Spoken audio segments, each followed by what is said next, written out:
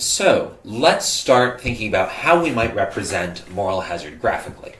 So let's consider the case of somebody eating cheeseburgers, right? So cheeseburgers are delicious. I love cheeseburgers. They're great, but they increase my risk of a heart attack, right? So let's think about how having insurance, how having health insurance might affect the number of cheeseburgers I choose to eat, right? So we're going to do price and quantity of cheeseburgers, right? So this is quantity cheeseburgers, and this is going to be price of cheeseburgers here. It's going to be price cheeseburgers. And so we have our demand curve for cheeseburgers right here, right? This is going to be demand cheeseburgers. And then let's say the private cost for cheeseburgers is relatively high because cheeseburgers, right, there's a chance you get a heart attack, right? So this is the private cost of cheeseburgers if you're uninsured. PU means uninsured, right? So if you're not insured, right, you face a relatively high price of cheeseburgers, right? So you're going to consume relatively few of them because you know if you get a heart attack, you're in trouble, right? So this is the quantity of cheeseburgers you're going to consume when you're uninsured. But let's say you're insured, and so you don't pay your own medical bills anymore. And so now you face a much lower price for cheeseburgers, right? Which is going to be PI for insurance, right? So PI. Right, and then once you're insured, right, as you can see, right, the once you're insured, you pay a lower price, right? You're going to pay a lower price, right? And then so yeah, you pay a lower price, which for the record, this gap, right, the gap between the high price and the low price, this is the extent of price distortion. So this is price distortion.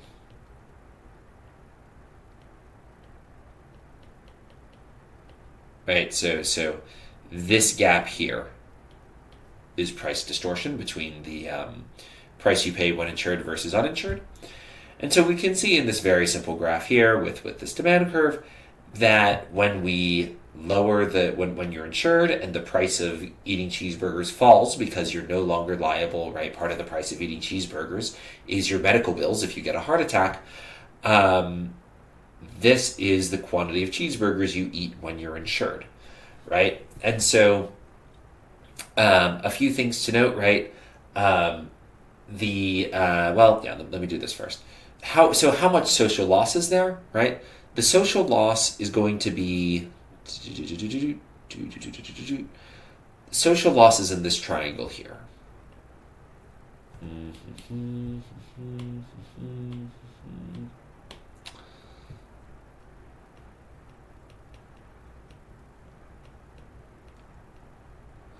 So what is the social loss, right? So I'll just right, is this sort of shaded area is the social loss, right? So that's money, right? So you get utility for everything below your demand curve, above the price, right? This triangle here is area that is just being lost, right? You don't value this as much as it's worth, right?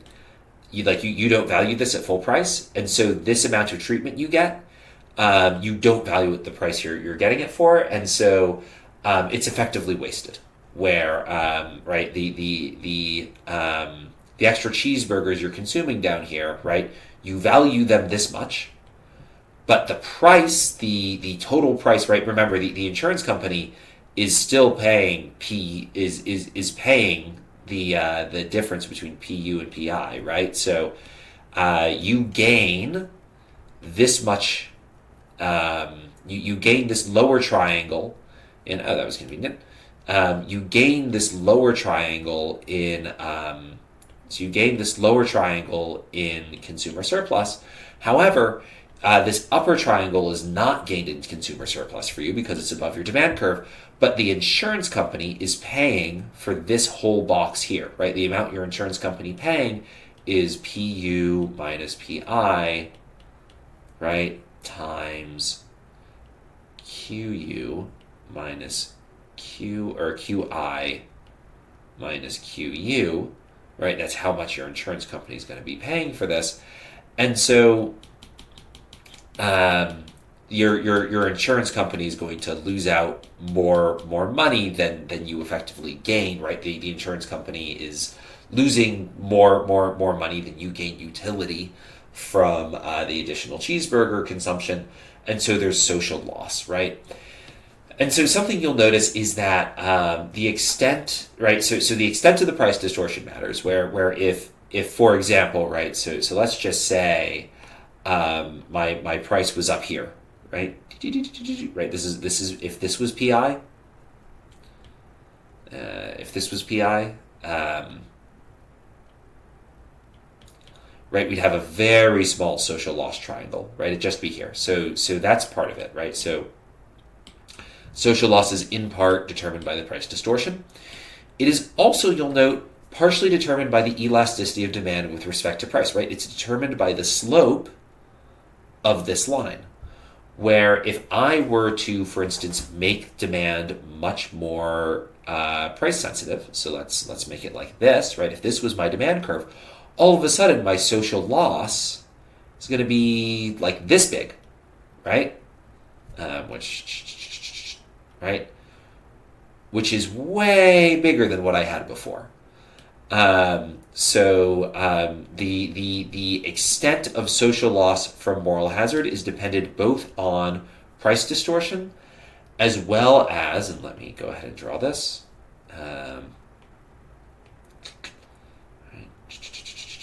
That's a bad line. That's a better line. As well as price sensitivity, which you can think of that as the slope of the line or the angle between the demand curve equivalently, right? These are the same ways of thinking about something. You can think about price sensitivity as either the slope of the demand curve or the elasticity of demand with respect to price, or the angle between the demand curve and a vertical line. So this is extent of price sensitivity. So social loss goes up as price distortion goes up.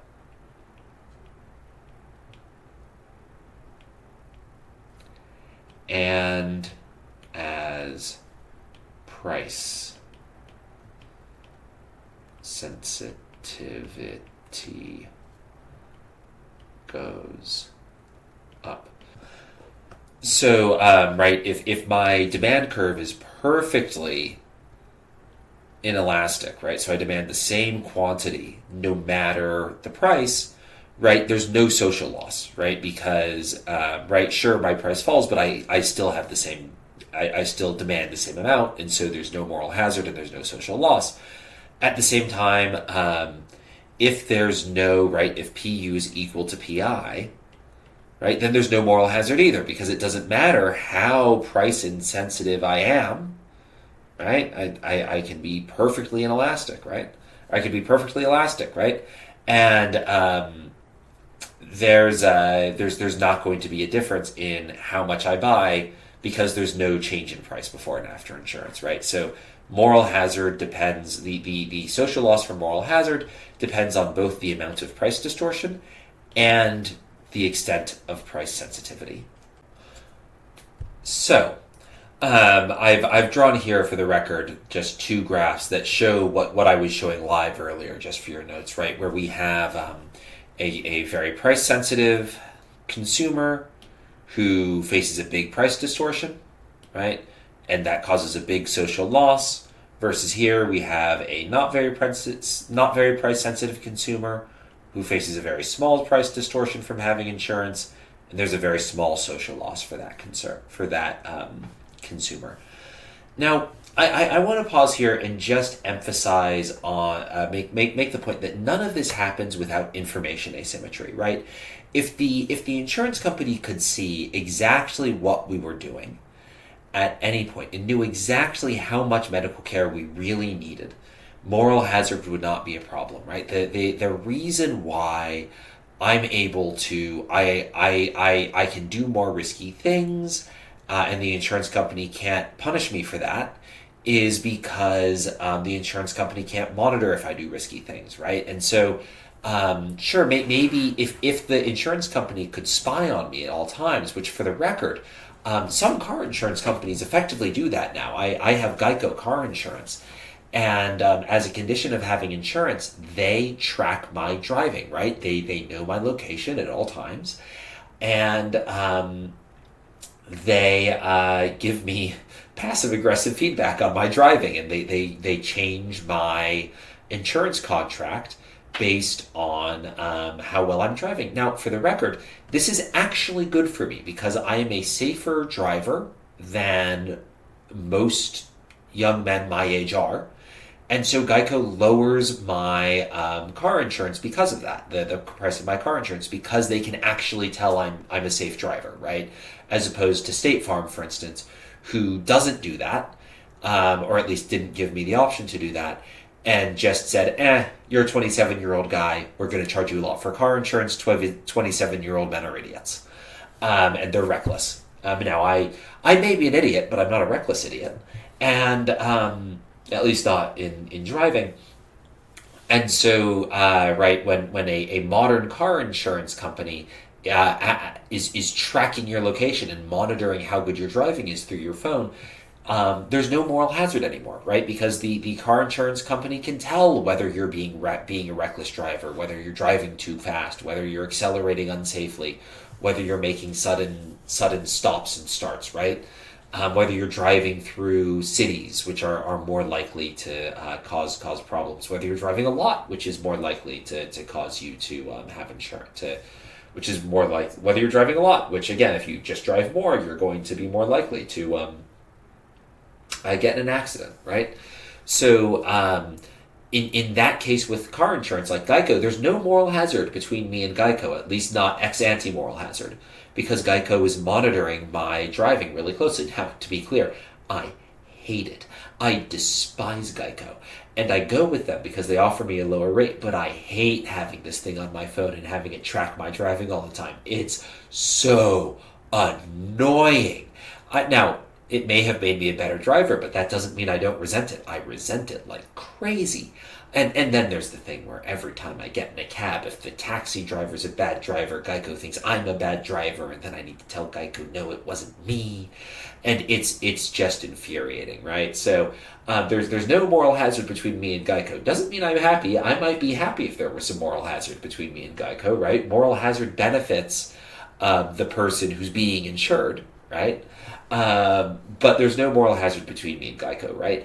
The reason why moral hazard exists is because the insurance company can't perfectly monitor us, right? So there is moral hazard between me and my health insurance company, where I, for instance, I don't really need checkups, right?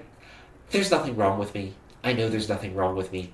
If I were paying the cost of my own checkups, I wouldn't go, right? But because I'm insured, I go get checkups. Now, my insurance company may actually encourage... Now we're going to get to some weird parts about this later. My insurance company encourages me to get checkups.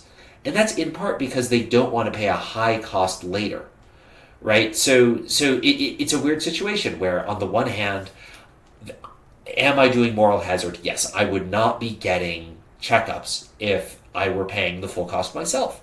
At the same time, the insurance company, right, is worried that I might, for instance, if I am diabetic, which I'm not, but if I were, and if the insurance company could monitor my fitness, they'd be like, okay, this guy's not diabetic. We don't need to pay for his checkups. But because the insurance company is worried I might be diabetic, they send me in for checkups, so that way they can catch if I'm a diabetic, and that way they pay lower costs now rather than really high costs later trying to treat someone who, is already too far gone. So, right, moral hazard only exists because there's information asymmetry, where in a world with perfect information, my insurance company wouldn't be willing to pay for my checkups because they're just like, Liam, you don't need them, right?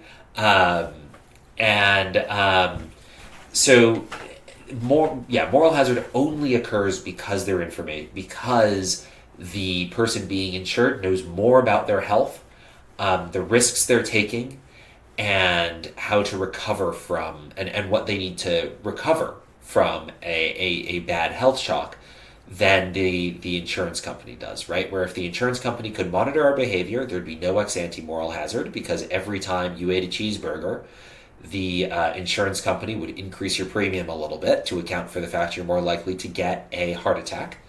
And if they could monitor, if they had like sensors in you, and if they had, a doctor on hand who, if the insurance company was also your doctor, right, and also had a chip in your brain that could tell whether or not you were lying about how severe your treatment is, how severe your symptoms are, there would be no ex post moral hazard because the insurance company would know everything.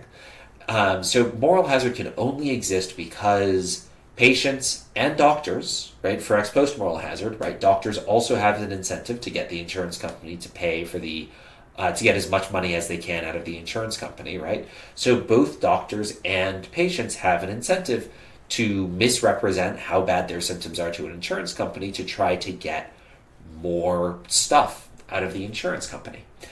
So importantly, there's a lot of things you might think of. I want to limit what you think of as moral hazard, right? Moral hazard is not any time I get treatment when I'm insured, right? I'll give you an example of something that's not moral hazard. So my migraine medication, right, is $1,400 a month, right? That's $1,400.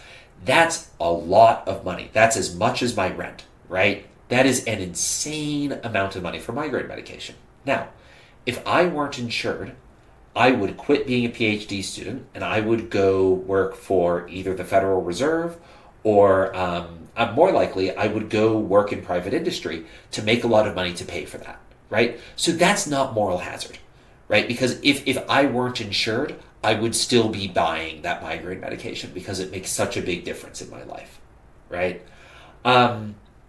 So that's not moral hazard, right? Even though the insurance company is paying a lot for my medication, that's worth it to me, right? The medication I get is so valuable to me, I'd be willing to change my job and change my entire career path because that medication is so important to me, right? That's not moral hazard.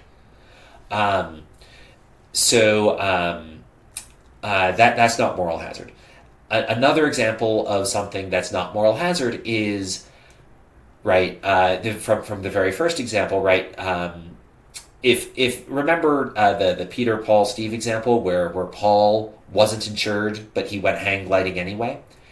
If Paul was insured but would have gone hang gliding whether he was insured or not, that's also not moral hazard, right? Because the insurance didn't change Paul's decision. He would have gone hang gliding regardless of whether or not he was insured. So what is moral hazard? So moral hazard, not what is moral hazard, but when does moral hazard hold? It holds if and only if three conditions are met. So moral hazard due to insurance occurs if and only if three conditions hold.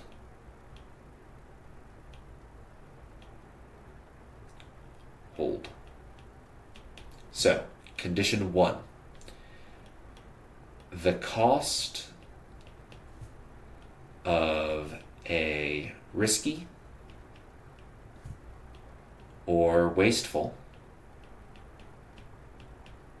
right? So risky would be going hang gliding, right? Having insurance lowers the cost of going hang gliding, right? Hang gliding is a risky decision. Wasteful is, for example, right, to go back to an earlier lecture, demanding antibiotics when you have a viral infection, right? That's wasteful. Other like demanding more medical treatment than you need, right? Demanding a hip replacement surgery when painkillers will work just fine is another example of a wasteful medical procedure.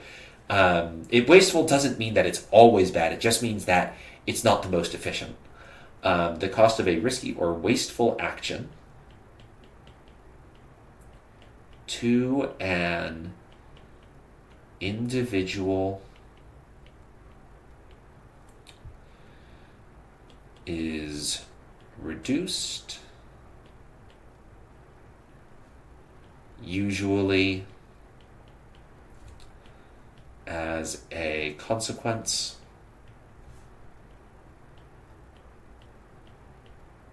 of insurance.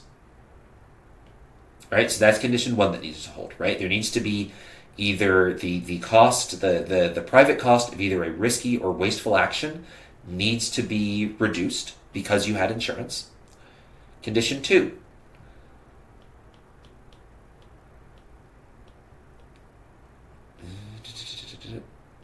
asymmetric information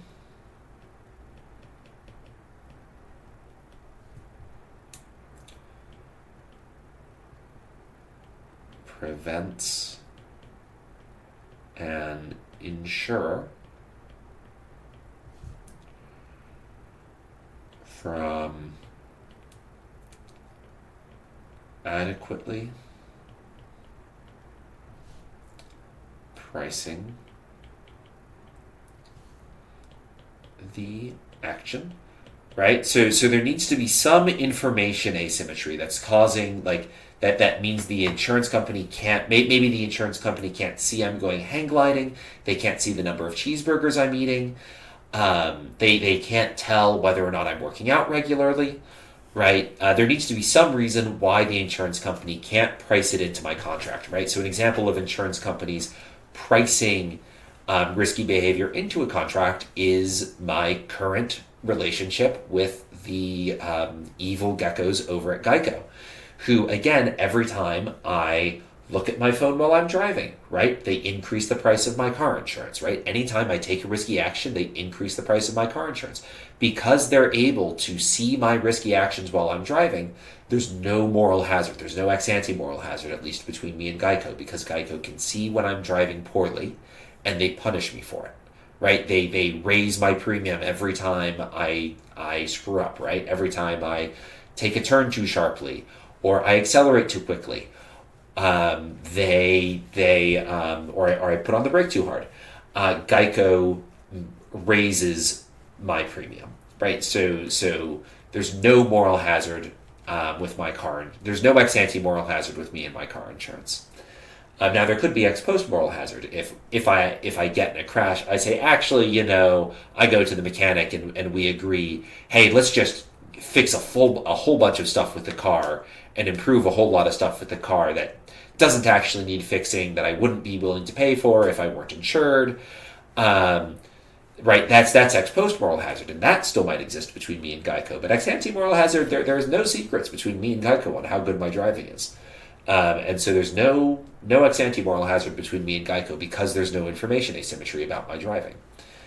And then lastly, so what's in order for there to be moral hazard? First of all, the cost of a risky action needs to be reduced. Secondly, asymmetric information prevents an insurer from adequately pricing the action, right? Taking the risky behavior or wasteful behavior into account when they're setting premiums. And then lastly, the individual who's insured,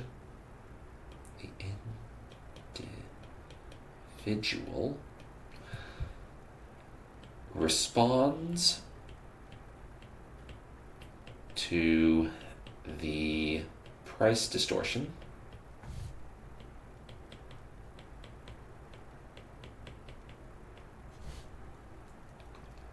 by changing her behavior.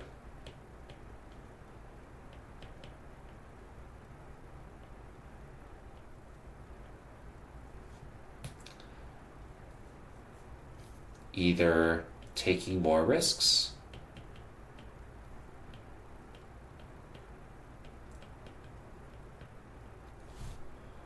or demanding more covered goods and services. Right, and so the last component you need of moral hazard, right, is you need the cost of a risky or wasteful action to go down. You need there to be information asymmetry where the person being covered knows more than the insurance company, and so the insurance company can't price the action accordingly. And then third, this is really important, the individual needs to act on that. Right, the individual needs to respond to the price distortion by changing her behavior. Right, she either needs to take more risk, she either needs to, for instance, eat more cheeseburgers, or she needs to demand like a more intensive care, right? In response to having insurance, she needs to get a knee replacement instead of just going with painkillers, right? So all three of these actions need to be present in order for there to be moral hazard. And also when all three of these circumstances are met, moral hazard has occurred, right? So this is you can think of this as an alternate definition of moral hazard, right? Moral hazard can also be defined as these three conditions holding.